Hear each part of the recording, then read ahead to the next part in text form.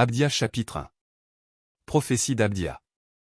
Ainsi parle le Seigneur, l'Éternel, sur Édom, nous avons appris une nouvelle de la part de l'Éternel, et un messager a été envoyé parmi les nations, levez-vous, marchons contre Édom pour lui faire la guerre. Voici, je te rendrai petit parmi les nations, tu seras l'objet du plus grand mépris. L'orgueil de ton cœur t'a égaré, toi qui habites le creux des rochers, qui t'assieds sur les hauteurs, et qui dis en toi-même, qui me précipitera jusqu'à terre?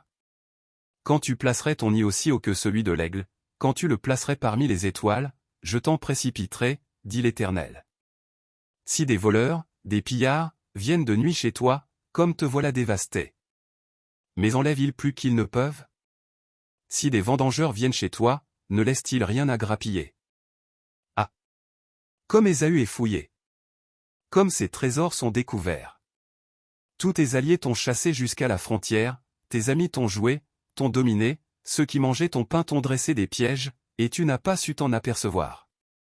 N'est-ce pas en ce jour, dit l'Éternel, que je ferai disparaître d'Édom les sages, et de la montagne d'Ésaü l'intelligence?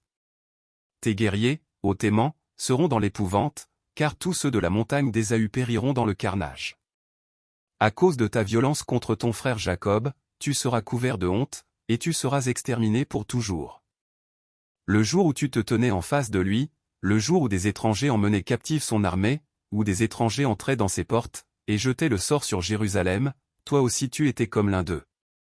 Ne repaie pas ta vue du jour de ton frère, du jour de son malheur, ne te réjouis pas sur les enfants de Juda au jour de leur ruine, et n'ouvre pas une grande bouche au jour de la détresse.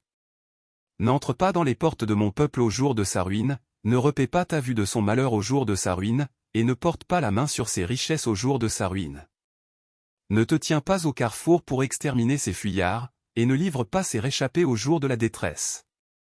Car le jour de l'Éternel est proche, pour toutes les nations, il te sera fait comme tu as fait, tes œuvres retomberont sur ta tête.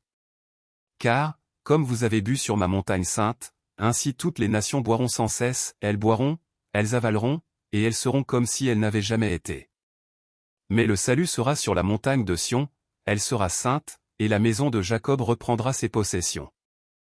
La maison de Jacob sera un feu, et la maison de Joseph une flamme, mais la maison d'Ésaü sera du chaume, qu'elles allumeront et consumeront, et il ne restera rien de la maison d'Ésaü, car l'Éternel a parlé.